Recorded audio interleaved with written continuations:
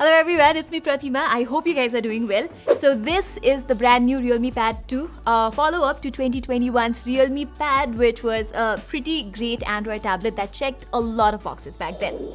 Fast forward to 2023, the new Realme Pad 2 presents itself as an even more ambitious upgrade with refined software, faster performance, and smoother display. And with a starting price of 20,000 Indian rupees, Realme has nailed the entire budget tablet vibe once again with this thing. What I like more is that its base variant alone gets you plenty of RAM and storage and even LTE connectivity, hence delivering a solid experience all around. Okay, let me start the review of the Realme Pad 2 with its design. Here you get this dual tone finish, which looks pretty cool actually. Instead of just slapping in the camera module at the corner and calling it a day, this definitely looks a lot more modern and refreshing to my eyes. And its metallic finish also adds to a premium hands-on feel, although I should tell you that this roughly 1/5 section running through the camera island has a plastic finish for antennas. Anyway, at a whopping 518 grams, the Realme Pad 2 is definitely a little heavy and you feel that every time you're holding this tablet with one hand. Matter of fact, this is the heaviest tablet Realme has ever made. So even though it's got a fairly balanced weight distribution and everything, I often found myself trying to put it down somewhere instead of carrying it. And another thing I'm not happy to see is that Realme has skipped a 3.5mm headphone jack this time for seemingly no reason at all. Up front, the display is pretty great here. This is still an IPS panel with a 2K resolution like the original Realme Pad, although it brings some notable upgrades everywhere it matters. Firstly, it now has a 10-bit color depth and thus is capable of producing over 1 billion colors. And I am absolutely loving how rich in colors and contrast it looks, so much so that I often forget that the Realme Pad 2 is not using an AMOLED panel. Realme has also upped the screen brightness to 450 nits this time, so indoor visibility is perfectly fine here. That said, its viewing angles are not the best. Unless you're looking at it from a perfect line of sight, the Realme Pad 2 can end up losing color details. I also noticed some ghosting issues, especially when scrolling through stuff because of its slow response time. However, I can let that one slide considering this is a budget tablet after all. I'm also glad to see a 120Hz refresh rate here. A slow 60Hz refresh rate on a massive 11.5 inches display would be an utterly painful experience, so this is a terrific upgrade if you ask me. The Helio G99 chip powering this tablet does struggle to keep up with the 120Hz refresh rate every once in a while, but it's not a deal breaker or anything. But I'd still recommend shooting down the system animation to 0.5x for a smoother experience though, since Realme UI's default animation scale is a little too heavy. Realme Pad 2's wide 16:10 aspect ratio makes for a great media consumption experience as well, and it is also Wide 1L1 registered for high-res playback on OTT platforms including Netflix and Prime Video. Sadly, it does not have HDR certification of any kind yet.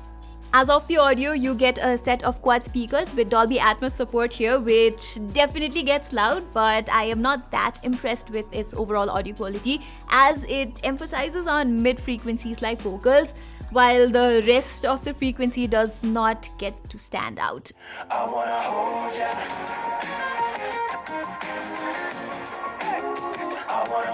So although you won't be missing out on much when watching movies and shows, listening to songs or anything with a lot of instruments is not that enjoyable on this tablet. Now, talking about the actual performance of the Pad 2, we have seen the Helio G99 processor in action in a lot of phones, so we already know that it's a pretty good performer that's decent for budget devices. So everyday usage with relatively lightweight apps is pretty much smooth sailing for this guy.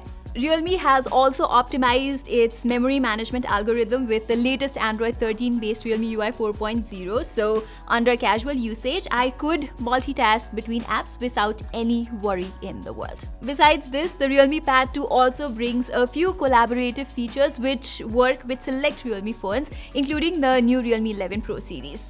This include the ability to wirelessly mirror your smartphone screen or sync the clipboard and photos between the two. But apart from Realme phones, it should also work with a bunch of Oppo and OnePlus phones, since Realme UI, ColorOS and Oxygen OS are pretty much one and the same. Then there are the usual tablet-specific features like split screen mode, floating window and smart sidebar. I really would have liked to see a persistent dock this time around, but I'm left disappointed once again. Right now, the Realme Pad 2 only lets me access the dock with my favorite apps when I'm on the home screen. Moving on, the Realme Pad 2's cameras are nothing extraordinary too. I do like the dedicated text scanner mode on its 8-megapixel rear camera though, which lets me quickly create a scanned copy of my documents. However, unlike the Realme Pad X, its front camera does not have that center stage-like feature called Limelight to follow you around during video calls. Finally, let's talk about the battery side of things, and it's all good news here. With a larger 8360 mAh battery and a power-efficient processor, the Realme Pad 2 has been netting me roughly around 8 hours of screen on time, even under heavy usage pattern, which includes a lot of gaming, binging, Netflix, scrolling through social media apps, and also using mobile data every now and then. So that's incredible. And if your workflow is not nearly as demanding, I can easily see this thing lasting 2 to 3 days. Realme Pad 2 enjoys faster charging speed too, as its 33-watt power adapter, which is included inside the box by the way, takes around 2 hours only for a complete refill. So everybody, that was all for my full review of the Realme Pad 2, and it probably goes without saying that this is a really impressive budget tablet that gets a lot of things right, including its striking design, good display, dependable performance and solid battery life. Plus, if you're someone who can make the most out of its LTE support, this is pretty much a no-brainer. Having said that, there definitely are a few things Realme could have done better here, especially in regards to future software update commitment, because a tablet is something you hold on for a long period of time. So everybody, that was all for our full review of the Realme Pad 2.